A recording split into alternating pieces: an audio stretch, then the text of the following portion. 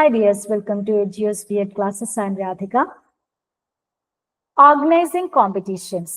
അത് യൂണിറ്റ് 5 ആണ്. Yoga, health and physical education എന്ന കോഴ്സിലെ. അപ്പൊ അതിൽ ഫസ്റ്റ് പാർട്ടാണ് നമ്മൾ ആദ്യമായിട്ട് ഡിസ്കസ് ചെയ്യാൻ പോകുന്നത്.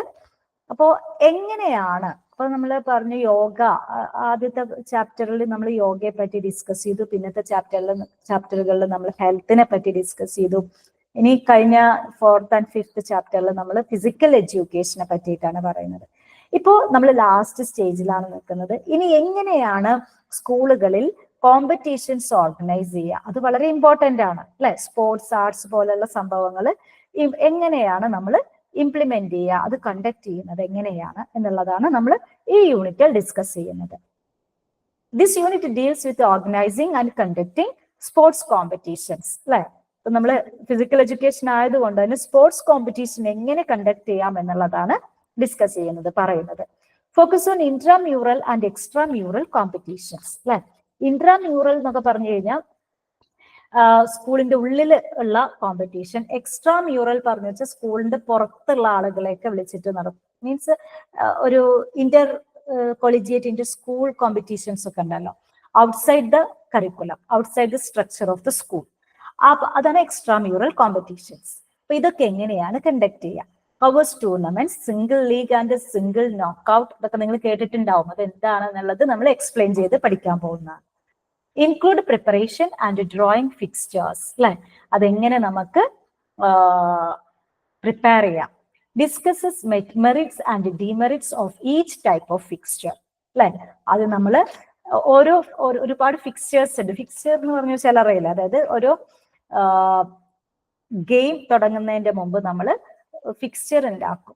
അതായത് ആരൊക്കെ തമ്മിൽ കളിക്കണം, എത്ര കളികൾ കളിക്കണം, ഓക്കെ. അപ്പൊ അതിന്റെ ഓരോ മോഡലുകളുണ്ട്, അതിന്റെ മെറിറ്റ്സും ഡിമെറിറ്റ്സും ഒക്കെ നമ്മൾ ഡിസ്കസ് ചെയ്യുന്നു. Meaning and definition of intramural competitions. Intramural പറഞ്ഞു വെച്ചാൽ ഒരു ലാറ്റിൻ വേർഡ് ആണ്. Intra means within, mural means wall, within the walls of the school. Means activities conducted within an institution.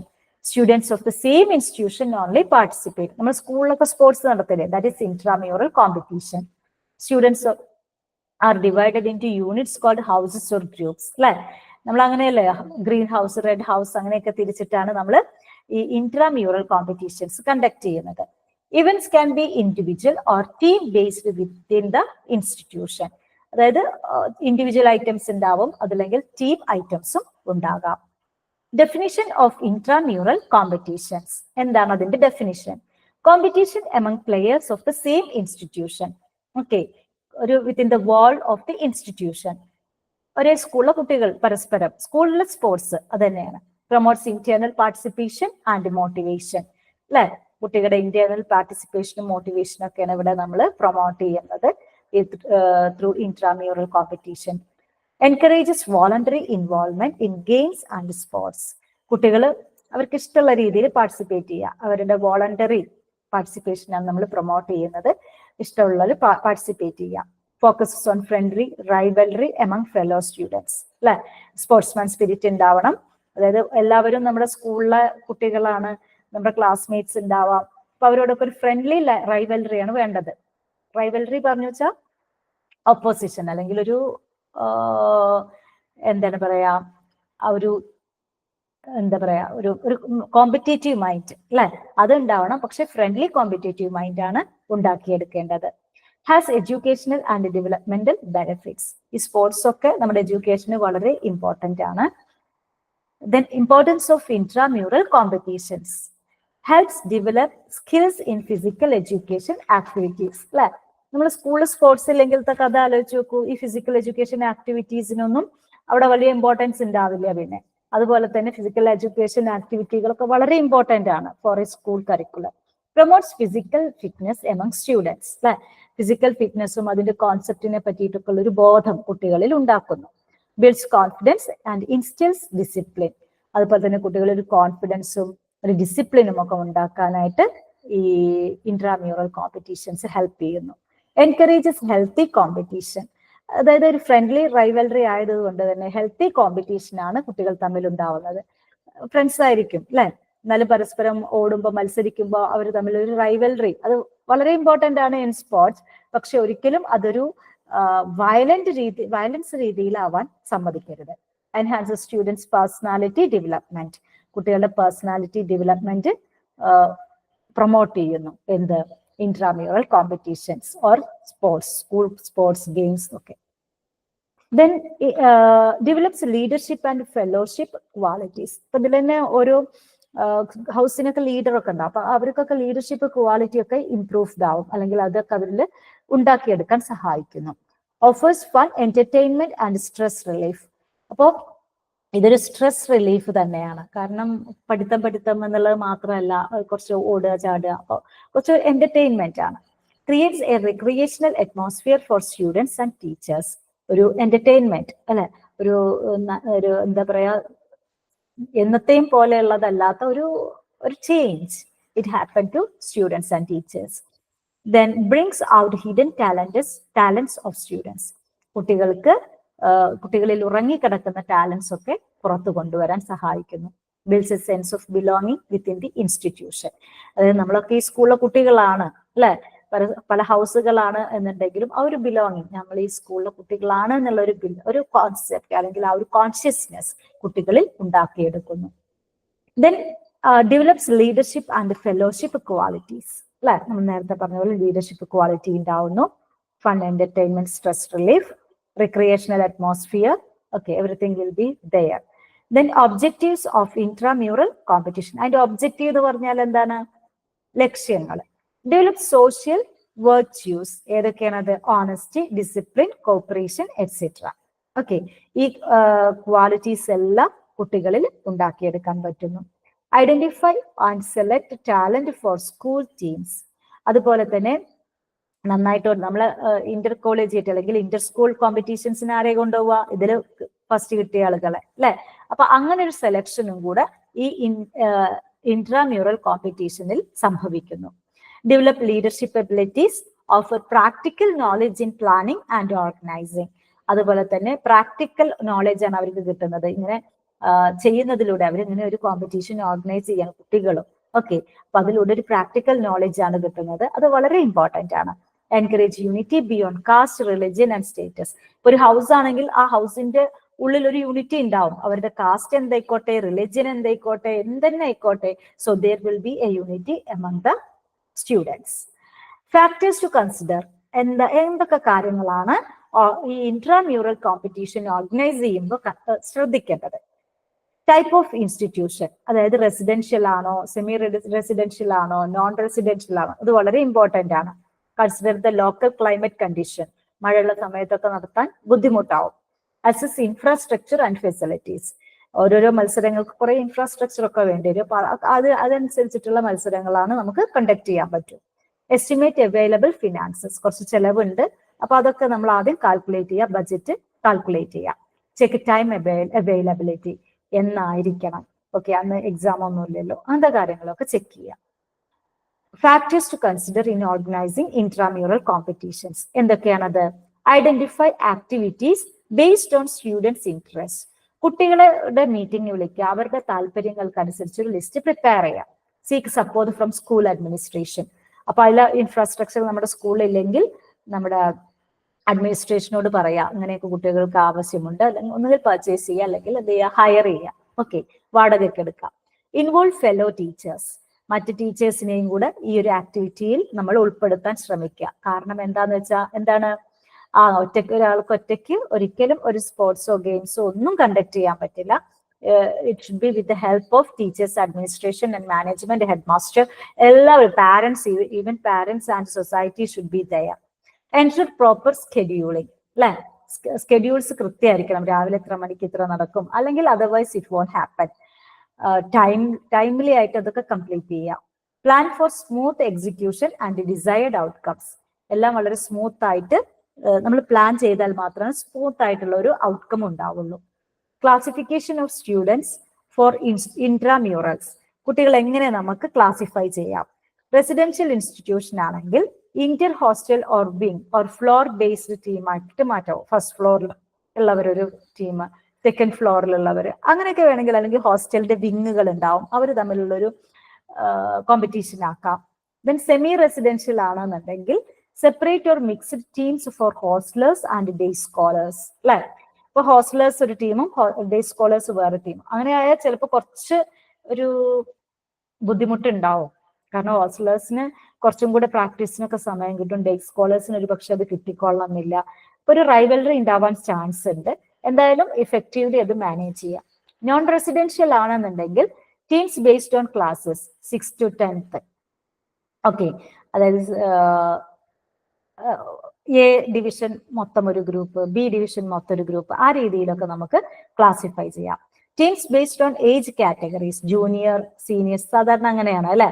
Kiddies, junior, seniors എന്നുള്ള രീതിയിലാണ് classify ചെയ്യുന്നത്.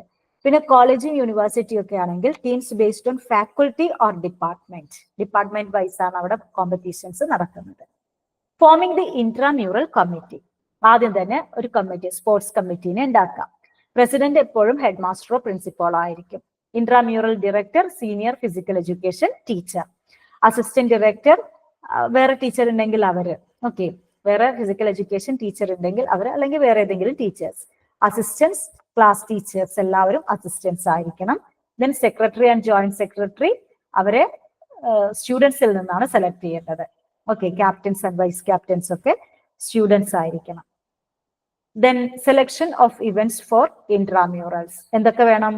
നമ്മുടെ facility നോക്കണം, time നോക്കണം, ബജറ്റ് നോക്കണം. അതിനനുസരിച്ചിട്ടുള്ള ഇവന്റ്സ് ആണ് നമ്മൾ അതിൽ ഉൾക്കൊള്ളിക്കേണ്ടത്. റിഫ്ലക്ട് സ്റ്റുഡൻസ് ഇൻട്രസ്റ്റ്, അല്ലെ? നമ്മൾ നേരത്തെ പറഞ്ഞു, കുട്ടികളോട് ചോദിച്ചിട്ട് വേണം ലിസ്റ്റ് പ്രിപ്പയർ ചെയ്യാനായിട്ട്. Standard rules should generally be followed, ആദ്യമേ പറയാ, റൂൾസ് ഒക്കെ എന്താണ് സെറ്റ് ചെയ്യാം. ഇത് ഫോളോ ചെയ്താൽ മാത്രമാണ് നമുക്ക് മുന്നോട്ട് പോകാൻ പറ്റൂ എന്നുള്ള കാര്യം കുട്ടികളുടെ അടുത്ത് ഇൻഫോം ചെയ്യാം. Modify rules to suit campus if needed. Okay, അപ്പൊ നമ്മുടെ ഇപ്പൊ ക്യാമ്പസ് ചില ഇത് 200 മീറ്റർ എന്ന് പറഞ്ഞിട്ട് ചിലപ്പോൾ 200 മീറ്റർ ഒന്നും ഓടില്ല, കാരണം അത്ര വലിപ്പം ഉണ്ടാവുള്ളൂ ഗ്രൗണ്ട്. അതുപോലെയൊക്കെ inform all participants in advance about any deviations. അതുപോലെ തന്നെ എന്തെങ്കിലും മാറ്റങ്ങൾ ഉണ്ടെങ്കിൽ എല്ലാവരോടും പറയാം. ഓക്കെ, അല്ലാതെ കുട്ടികൾ അറിഞ്ഞില്ല എന്നുള്ള ഒരു കച്ചറ ഉണ്ടാവും, സ്പോർട്സ് ഒക്കെ അറിയാലോ. അപ്പൊ അതൊക്കെ ഒഴിവാക്കാനായിട്ട് നമ്മൾ ശ്രദ്ധിക്കാം. സെലക്ഷൻ ഓഫ് ഇവന്റ്സ് ഫോർ ഇൻട്രാമ്യൂറൽസ്, അപ്പോൾ നമ്മുടെ ബജറ്റ് അതുപോലെ തന്നെ എല്ലാ കാര്യങ്ങളും നമ്മൾ കൺസിഡർ ചെയ്യണം. പിന്നെ ഒഫീഷ്യൽസ് ആരൊക്കെ ആയിരിക്കണം? Should be qualified and experienced, അവർക്ക് പറഞ്ഞ് മനസ്സിലാക്കി കൊടുക്കുക. ഒഫീഷ്യൽസ് ലൈക്ക് അമ്പയേഴ്സ്, അതുപോലെ തന്നെ റെഫറീസ്, അങ്ങനത്തെ ആൾക്കാരൊക്കെ ഉണ്ട്. അപ്പൊ സ്പോർട്സ് ഒക്കെ ആണെങ്കിൽ എസ്പെഷ്യലി 100 മീറ്റർ റേസ് ഒക്കെ ആണെന്നുണ്ടെങ്കിൽ വളരെ ഡിഫിക്കൽട്ട് ആണ് അത് നോക്കാനായിട്ട്. വിത്തിൻ സെക്കൻഡ്സ് അത് കഴിയും. അപ്പൊ അതുകൊണ്ട് തന്നെ വീഡിയോ എടുക്കുക ഒക്കെ നല്ല മെത്തേഡാണ്. അപ്പൊ നമുക്ക് മനസ്സിലാവും ആരാണ് ഫസ്റ്റ്, സെക്കൻഡ് എന്നൊക്കെ ഉള്ളത്. Must know rules and ensure fairness, അതുപോലെ തന്നെ ഒഫീഷ്യൽസിന് റൂൾസ് അറിഞ്ഞിരിക്കണം. മെയിൻറ്റെയിൻ ട്രാൻസ്പെറൻസി ഇൻ ജഡ്ജിങ്, എന്തുകൊണ്ട് ഇവർക്ക് ഫസ്റ്റ് കൊടുത്തു വെച്ച തെളിവ് വേണം, ട്രാൻസ്പെറന്റ് ആയിരിക്കണം. Guest officials may be invited, അതുപോലെ തന്നെ ഇപ്പൊ അമ്പയർ ആവാൻ പുറത്തുനിന്നൊക്കെ ആളുകളെ കൊണ്ടുവരാം, കുറച്ചും കൂടെ വിവരമുള്ള ആളുകളെ. ഷുഡ് മാനേജ് കോമ്പറ്റീഷൻസ് എഫിഷ്യൻ്റ്ലി, അപ്പൊ അതുപോലത്തെ കോമ്പറ്റീഷൻസ് ഒക്കെ എഫിഷ്യന്റ് ആയിട്ട് മാനേജ് ചെയ്യുക, otherwise problems will be there. Point system and scoring defined before programme starts, അതുപോലെ തന്നെ പോയിന്റ് സിസ്റ്റം ഒക്കെ എങ്ങനെയാണ്, ഈ കളിക്ക് ഒരു കളി ജയിച്ച എത്ര പോയിന്റ്, ടീം ആണെങ്കിൽ ഇത്ര പോയിന്റ് ഒക്കെ മുമ്പ് തന്നെ തീരുമാനിച്ചുറപ്പിക്കുക. Then encourage healthy competition, team or individual points should be recorded. Okay, അപ്പൊ നമ്മള് സ്കോർ ബോർഡ് ഒക്കെ ഉണ്ടാവും അല്ലെ, അതിൽ അപ്ഡേറ്റ് ചെയ്യുക പോയിന്റ്സ് ഓരോ മത്സരം കഴിയുമ്പോഴും. Maintain daily and consolidated score ഷീറ്റുകളൊക്കെ ദിവസേന അല്ലെങ്കിൽ ഓരോ മത്സരം കഴിയുമ്പോഴും അപ്ഡേറ്റ് ചെയ്യുക. ടോട്ടൽ പോയിന്റ്സ് ഡിസൈഡ് ചാമ്പ്യൻഷിപ്പ്, കൂടുതൽ നമുക്കറിയുന്ന കാര്യമാണ് അല്ലെ, കൂടുതൽ പോയിന്റ് കിട്ടിയ ആൾക്കാർ ചാമ്പ്യന്മാരാവുന്നു. അവാർഡുകൾ അല്ലെ, names of winners on intramural honour board, അപ്പൊ അത് ബോർഡിലൊക്കെ എഴുതി വെക്കാം, അപ്പൊ അവർക്ക് കുറച്ചും കൂടി ഒരു എൻകറേജ്മെന്റ് ആവും. Photos of champions on notice board അല്ലെ, നോട്ടീസ് ബോർഡിലൊക്കെ ചാമ്പ്യൻസിന്റെ ഫോട്ടോ ഒക്കെ ഇടാം. റെക്കഗ്നീഷൻ ഇൻ ആനുവൽ മാഗസിൻ അല്ലെ, മാഗസിൻ സ്കൂൾ മാഗസിൻ ഒക്കെ ഇറക്കുമ്പോൾ അവരുടെ ഫോട്ടോ ഒക്കെ ഇൻക്ലൂഡ് ചെയ്യാം. Trophies and certificates may be awarded, അതുപോലെ തന്നെ അവർക്ക് അത് വളരെ മാൻഡേറ്ററി ആണ്, ട്രോഫീസും സർട്ടിഫിക്കറ്റ്സ് ഒക്കെ കൊടുക്കുക എന്നുള്ളത്. Recognition boost morale and participation, എന്നാലാണ് കുട്ടികൾക്ക് വീണ്ടും പാർട്ടിസിപ്പേറ്റ് ചെയ്യാനും അങ്ങനത്തേക്കുള്ള ഒരു ഇൻട്രസ്റ്റ് ഉണ്ടാവുള്ളൂ. Meaning and definition of extra mural competitions. ഇനി എക്സ്ട്രാ മ്യൂറൽ ആണ്. എക്സ്ട്രാ മ്യൂറൽ പറഞ്ഞാൽ outside the institution walls. Inter collegiate, inter school ഒക്കെ ഉണ്ടല്ലോ, സബ് ജില്ല, ജില്ല, state, involves students from different schools or institutions conducted at inter school, district, state and national levels. നമ്മൾ നേരത്തെ പറഞ്ഞ പോലെ തന്നെ ഇങ്ങനെ ഇതാണ് extra mural competitions. scheduled in advance for better participation, better preparation.